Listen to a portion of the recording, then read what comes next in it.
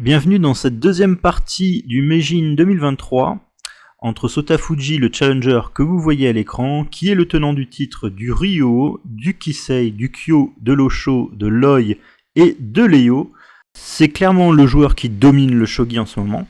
Le match va avoir lieu dans la province de Shizuoka et le témoin de la partie est Teruhachi Aono, que vous pourrez voir si vous venez au championnat d'Europe à Strasbourg. Il sera assisté de Yuki Sasaki et de Shingo Sawada qui vont noter le Kifu. Donc pour rappel, Sotafuji mène 1-0 dans le match, il a gagné la première partie qui avait eu lieu à Tokyo. Et son adversaire est Akira Watanabe qui vient d'arriver, qui est le Meijin tenant du titre. Depuis leur dernière partie qui avait eu lieu le 5 et 6 avril, Sotafuji a joué deux autres parties pour défendre son titre Ryo que vous avez pu voir si vous suivez la chaîne. Il avait gagné la première et a perdu la deuxième. Akira Watanabe, que vous voyez à l'écran, vient de fêter ses 39 ans. Et lui, il a eu un plus mauvais parcours depuis sa défaite contre Sotafuji à la première ronde, puisqu'il a perdu 3 autres parties et pas de victoire. Sotafuji, lui, a 20 ans, va bientôt arriver sur sa 21e année, et son bilan est tout à fait incroyable, avec plus de 80% de parties gagnées au cours de sa carrière. Et il mène contre Akira Watanabe pour l'instant 17 victoires à 3. Donc Akira Watanabe n'est clairement pas le favori dans cette partie, même si c'est lui le tenant du titre. Selon les holos officieux, car au shogi, le niveau des joueurs pros n'est pas calculé par un elo officiel, Sotafuji aurait quand même 79% de chance de gagner contre Watanabe. Alors Sotafuji est le numéro 1 au classement et Watanabe est quand même le numéro 6. Et il y a déjà un écart conséquent, car Sotafuji vraiment écrase le monde du shogi depuis quelques temps. Cependant, il n'a jamais gagné le Meijin, qui est le titre le plus prestigieux au shogi. La partie va commencer, les deux joueurs vont se saluer et Sotafuji va faire son premier coup, il sera senté. Les deux joueurs ont 9 heures de réflexion avant le Byoyomi. La partie sera interrompue à la fin de la journée et un des coups sera mis sous enveloppe. Alors, vous avez peut-être vu les premiers coups joués. Sotafuji a poussé le pion de la tour, ce qui montre qu'il va jouer une tour fixe. Watanabe, lui, a ouvert la diagonale de son fou. Alors, ça ne veut pas dire forcément qu'il va jouer quelque chose de particulier. Et ici, Sotafuji fait la même chose et Watanabe ferme cette diagonale de la tour. Donc, ça peut vouloir dire qu'il voudra jouer une tour fixe et voire même en 5ème et qu'il ne veut pas que les fous soient échangés, mais ça peut aussi vouloir dire qu'il veut pas qu'un échange de fous prématuré et il jouera peut-être quand même une tour fixe. Alors Fuji ici pousse une deuxième fois ce pion de la tour, ce qui est pas toujours fait parce qu'on ne veut pas forcément laisser l'option de faire une tour opposée. Mais Fuji probablement ne pense pas que Akira Watanabe veut faire ça. Donc on est obligé de défendre cette case là, on ne peut pas laisser l'adversaire pousser à nouveau. Donc ce coup de fou est obligatoire. Ici Sotafuji joue ce silver en 4-8, ce qui est un coup de développement standard.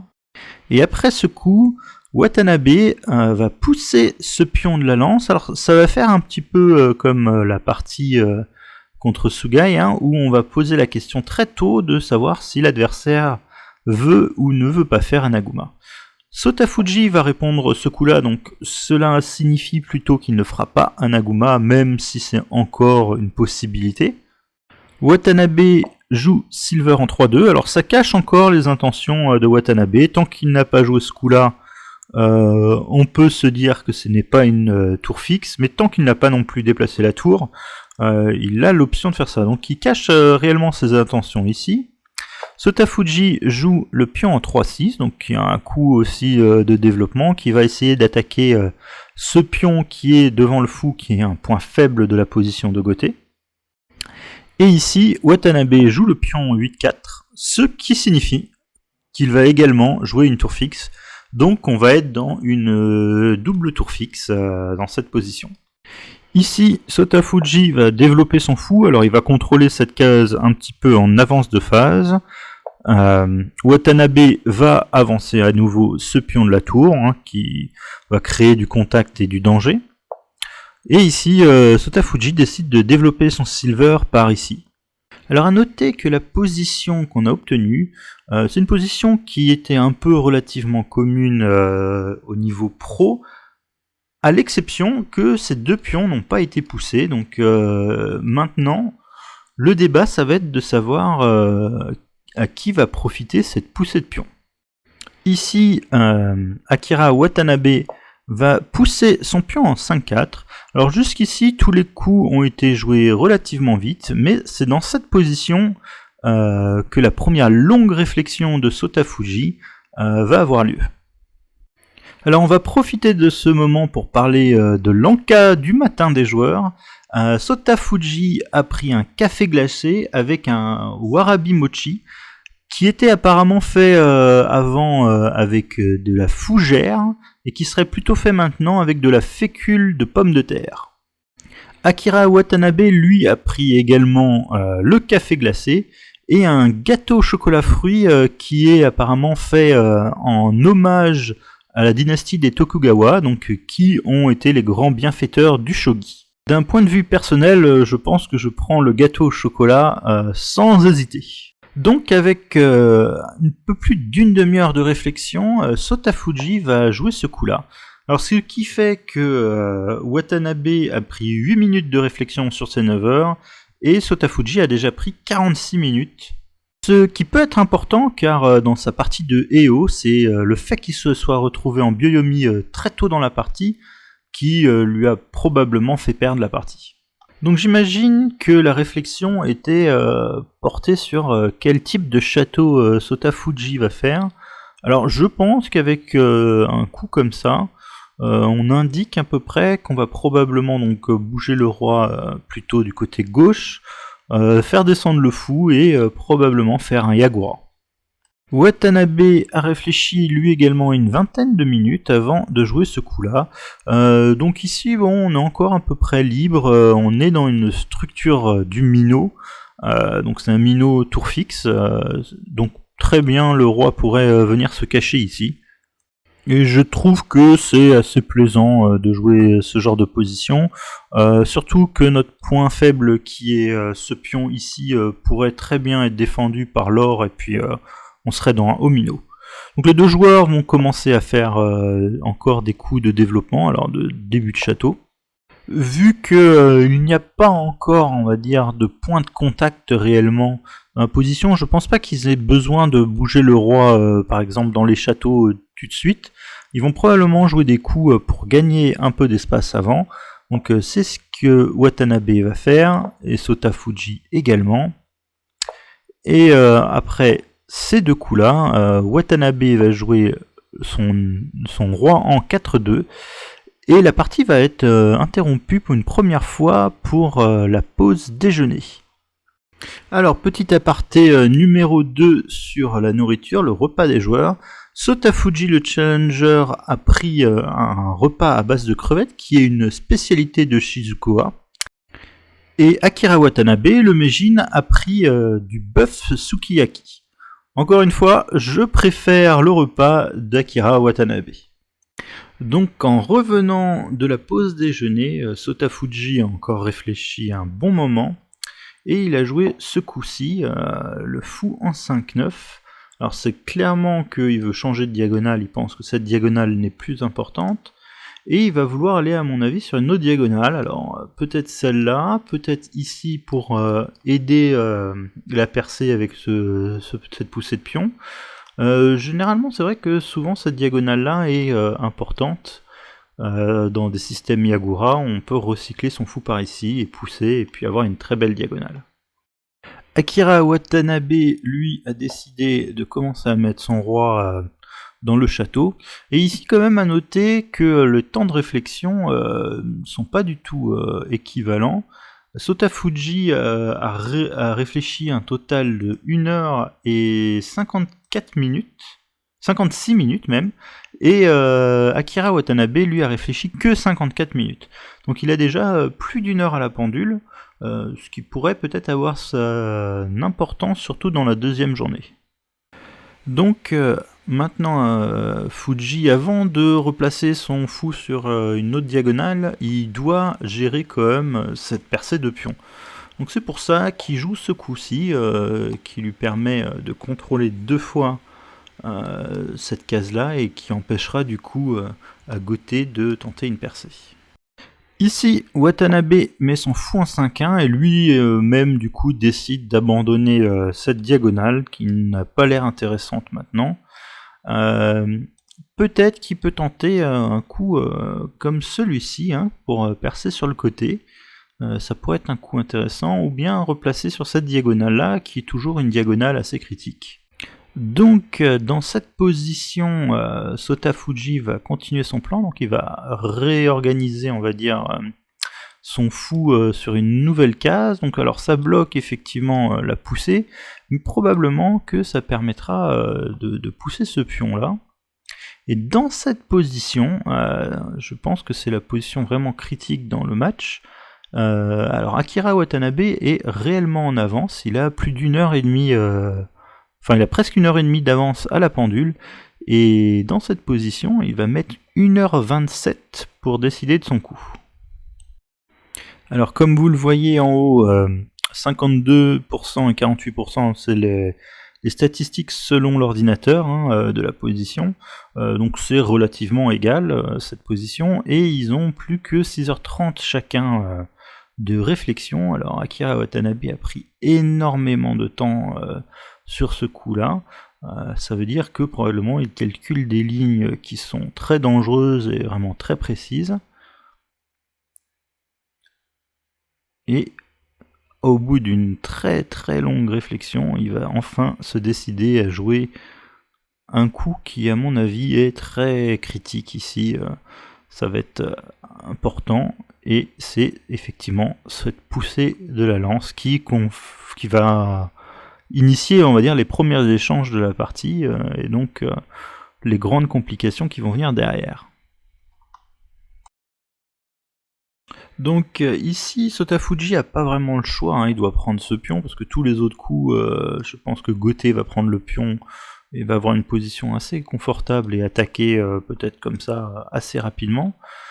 Ici, du coup, bien sûr, Akira Watanabe reprend avec la lance, et ici, bon, il faut calculer, hein, il y a plusieurs coups qui peuvent être candidats. Donc déjà, est-ce que c'est intéressant d'échanger les lances? Pas vraiment, en fait. Je pense qu'on aurait un problème, il y a une menace, on va dire, un peu discrète. Si jamais on joue par exemple un coup comme ça, bon, on peut repousser le fou pour éviter que ce coup-là arrive trop vite. Et je sais pas si ce sacrifice serait pas non plus un danger, alors avec ces idées de effectivement faire promotion, et puis en fait on se rend compte par exemple ici que malgré le fait qu'on ait gagné un fou contre un général, il y a un roi qui est très en sécurité, qui est dans un château, on va dire avec 4 généraux, et un autre roi qui est complètement esselé. Et puis il y a des pièces mineures hein, qui vont pouvoir probablement embêter, enfin en tout cas constituer une attaque. Il y a une colonne ouverte. Donc tout ça, à mon avis, est pas terrible pour Sota Fuji. Alors l'autre manière peut-être d'essayer de gagner la lance, ce serait ce coup-là, mais je pense que ça revient au même après ça, on retombe dans la même position, donc c'est pas ce qu'il va choisir. Hein. Sota Fuji ici va donc trouver un coup pour éviter l'échange de lance, et c'est tout simplement reparachuter son pion en 9-7. Ici, Akira Watanabe va développer cet or, donc il a la structure maintenant au minot. Alors c'était à mon avis un coup qu'on voulait jouer un moment ou un autre, parce que ça fait effectivement sa défense pion, et la percée comme ça a l'air d'être possible. Et ici, Sota Fuji développe son cavalier. Alors ça va être imité maintenant par Akira Watanabe. Les deux contrôlent, bon, c'est surtout cette case hein, qui est visée par les deux camps. Hein. Donc ça va être une case importante. Les deux ne veulent pas permettre la poussée sans trop de compensation. Alors ici, Sota Fuji va commencer lui aussi à lancer une attaque de côté, hein, il en a besoin.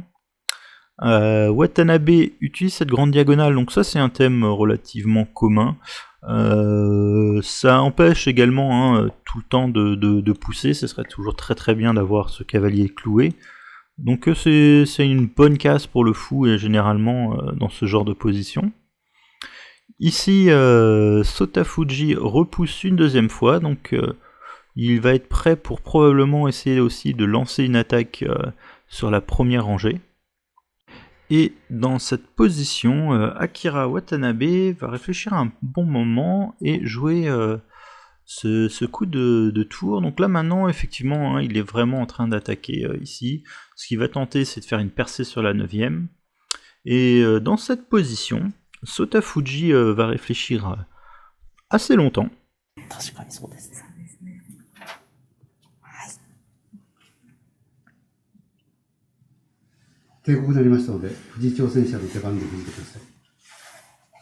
Donc ici, Teruhachi Aono, le témoin de la partie, vient d'annoncer la fin de la journée. Donc maintenant, c'est à Sotafuji de jouer. Il va devoir, lorsqu'il est prêt, réclamer des enveloppes du coup à Aono. Et il va noter son coup dans 2 enveloppes, le coup qu'il souhaite jouer, et ils seront révélés demain. Bien sûr, il va noter son coup quand il voudra, il peut encore réfléchir dans cette position. Et du coup, en attendant, je vais accélérer un petit peu le processus.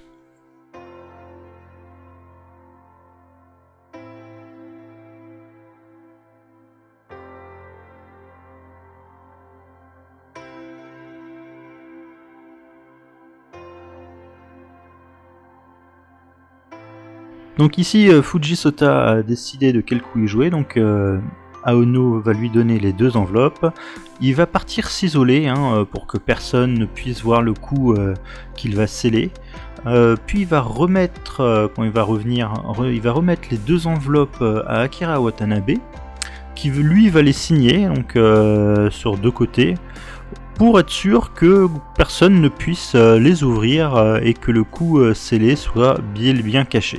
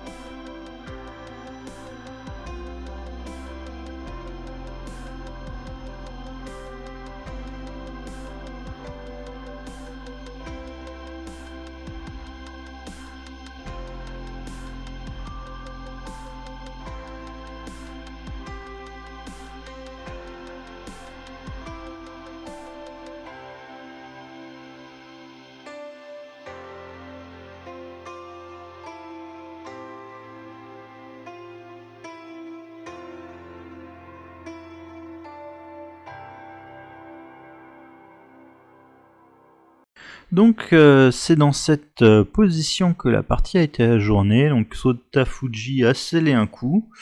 Alors, c'est une position très riche, il y a beaucoup d'options ici. Effectivement, on est prêt à attaquer sur la première et à l'inverse, on se fait attaquer sur la 9ème.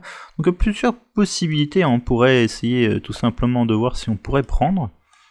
Par exemple, une option très agressif serait d'essayer de faire ça. Par exemple, après le parachutage de la lance, tenter quand même ce coup-là. Peut-être que ça donnera une position intéressante. Bon, c'est une option à mon avis la plus agressive là-dedans. Pas sûr qu'il aille là-dessus, hein, c'est très dur à évaluer. L'autre chose, c'est que effectivement, on a vu un peu dans les variantes où les lances vont s'échanger ici, qu'il y a une possibilité des fois de sacrifice du fou et ensuite de remettre la lance ici. Donc une des options aussi, ce serait de jouer un coup un peu plus calme entre guillemets.